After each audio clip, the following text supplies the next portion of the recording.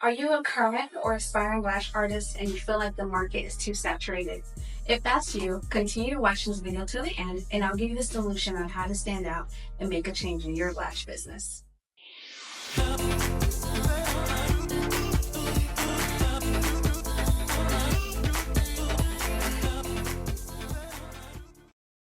Okay, so let's rewind. My name is Natalie, and I've been a lash tech on and off for the past 10 years. I took about a year or two off, traveled the world, went through some life changes, but now I'm back. It's year 2025, and is it worth it? We're going through TikToks. We're seeing that now you can get lashes, you can get the pack for $10. And it's like, why would someone pay you? Why would someone pay me $150? Do you feel like you're bargaining for your price? Like you're saying $65 a full set and you've been doing this for years? Or maybe you feel like you have to give it at that price because everyone else is giving it at that price. So why would they book you? That's the question, right?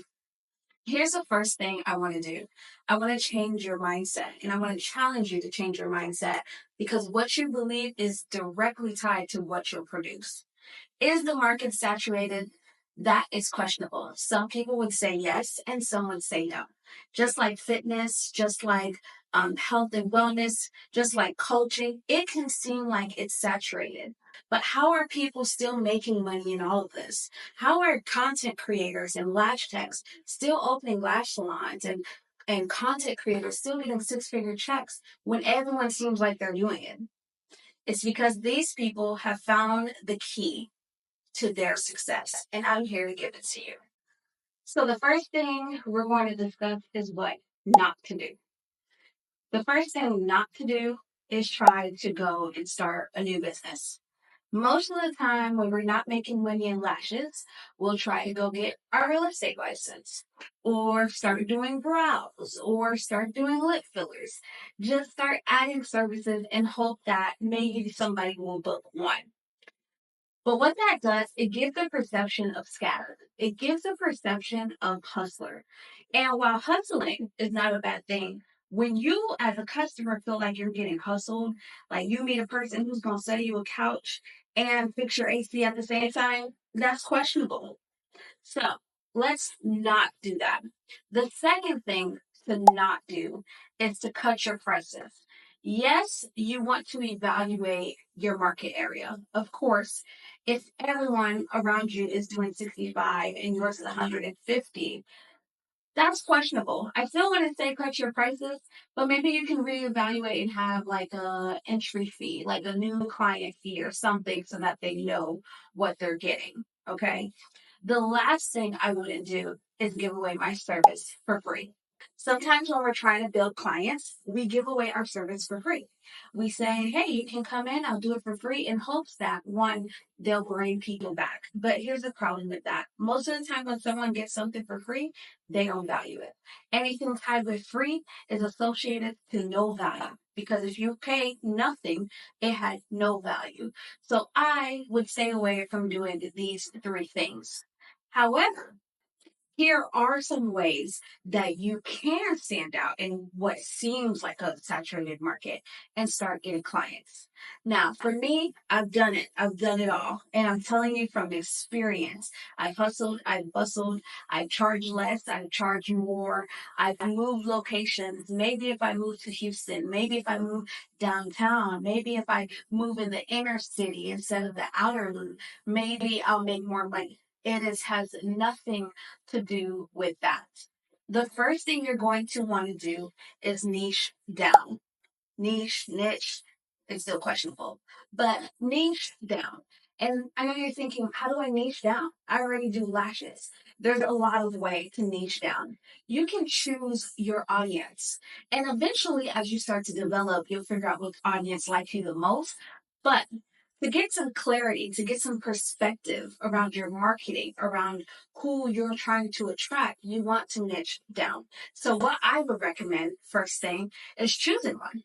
You can do bridal lashes. You can do lashes for the girlies who are gym girlies. You can do lashes for the stripper girlies. Find your audience and niche down to them and start creating stuff that attracts that audience. Find out what issues people who are bridals that getting their lashes done, what do they have or what do they like or why you are specifically tied to that, and become an expert at it.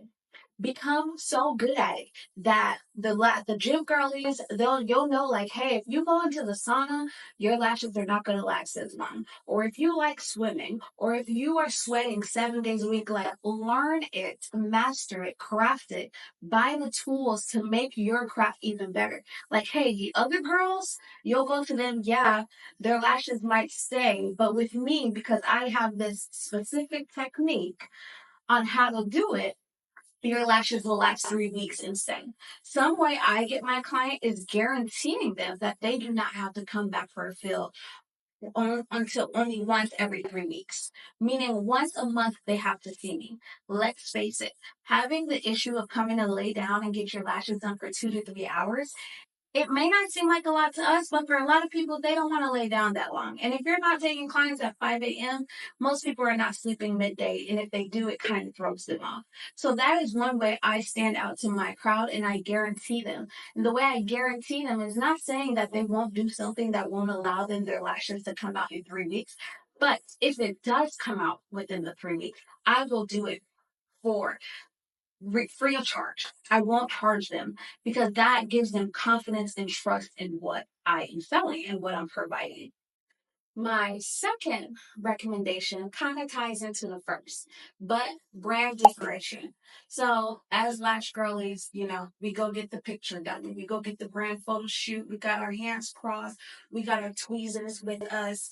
And, we're boss girlies. However, you can do all of that if you're not making money, if it's not bringing you in money, if you still got to work a job, if you're still hustling and bustling to get clients, it does not equate anything. So while we love to see your beautiful entrepreneur pictures, that is not the bread and butter of this, okay? So your brand differentiation is going to be what sets you apart. It's not just colors. It's the feeling, it's the vibe. It's what people see when they look at your website, when they look at your page. Does it give really cool girl? Does it give really Christian babe that I know I'm in good hands, that seems trustworthy? Does it give very professional that she's not going to be cussing in my ears? Does it give, what is it giving? What is your brand giving? And consider that. Look at your brand as a whole, not as somebody, hey, I built it off Canva for myself and you've got nice colors.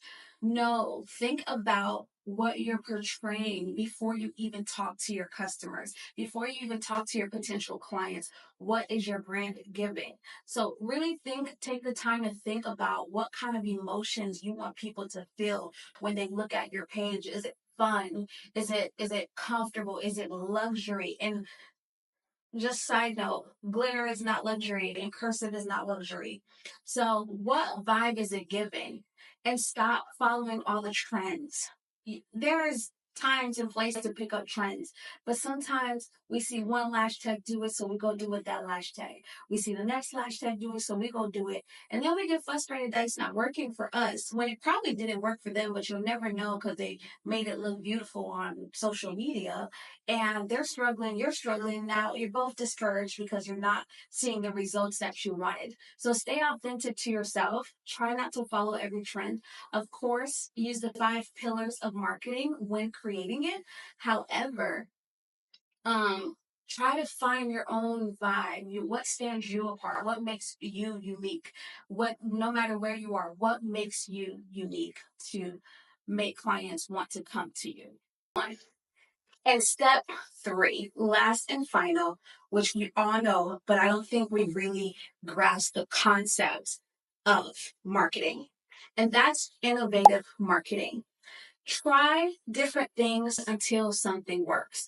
Most people jump directly into paying ads. And while I am a strong advocate of ads as a Facebook digital marketer who runs ads, while I'm a strong advocate of it, unless you're starting to make money where you can comfortably at minimal invest 3 to 500 monthly on running ads, that's the lowest. I would not recommend jumping into that. Maybe you will have to create content every day. Maybe that's your thing. Maybe you have to make a website and write blogs to explain and show yourself as an expert. Maybe you have to print out flyers, go out and talk to the girlies. Maybe you have to put lawn signs everywhere so people can know you exist. Maybe you have to find different ways to market, but there are many different ways of marketing. Innovative, that does not particularly mean you have to be online.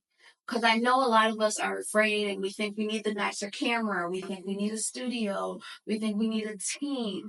And so that can be very daunting. However, it's really not. So find innovative ways of marketing. Maybe you go and do pop-up shops, get a table and go to the farmers markets and just introduce yourself to people. A lot of us, when we market, we're trying to sell to people. And selling and getting people to buy is really like a byproduct if you think of that. Let them fall in love with who you are. Let them fall in love with your personality, who you are as a person, your integrity. Like, I can trust her because if my lashes doesn't come out right, it's not giving, oh, well, it is what it is. It's not giving, if I book, she's not going to give me my deposits. So when you're marketing, present yourself first. Present yourself in your company first and not try to just sell. Like, hey, come in, $99. Hey, here's this flyer, $65. We don't know you. We don't know you. And that's what marketing is going to be. You're going to tell us as your audience, as your potential client, as the consumers, who you are and why we should buy from you. And in the beginning, it will feel like you're putting out more than you're getting. But over time, it will turn around. You just have to stay, one, consistent. You got to shift your mindset and you got to believe in yourself. Because if you don't believe you can do a great job, then why should we? If you feel like you need to get more training, get more training. If you feel like you need to be under someone so you can get a better understanding, do what it takes, whatever you got to do to make sure that you are also feeling confident and believing in what you can deliver, as well as you will portray that to other people and they will be coming to you. So all in all, if you feel like the market is saturated, I'm sorry to tell you that almost any market that is making a lot of money is saturated. Tech is saturated. Grocery stores are saturated with the same bread. The gym is saturated with gym gurus. You name it. The hairstylists, they're saturated. There's a hairstylist in every corner. But it doesn't stop the people who want to do it. They're not looking at what everyone else is doing. They're looking at what they want to do and they're pushing forth and doing that. So don't focus on what's around you. Don't focus on the economy being like, oh, well, I want to do it. If it's for you, if it's on your heart, take that class and start lashing. You will be successful and no one can get in between it. But you got to make that decision that that's what you want to do. And you got to make that decision that you're going to be successful at it. And you're going to do everything when the only choice is to be successful at it. So whether it's oversaturated or not, that's none of your business. Your business is to get this lash business up and running. And I promise you, by my second or third year, I was making six figures. And as someone who has shut down and reopened and shut down and reopened again, every time I just get better. So if I can do it, you can do it. Keep pushing through. If you need help, follow, click the subscribe button, and then send me an email and click on our website. We have trainings, we have mentorship, we have coaching, whatever it is that you need. I am here at your disposal, but you got to do the hard work. Okay. Thank you so much. If you watched this far, be sure to subscribe, be sure to like, be sure to share with a friend.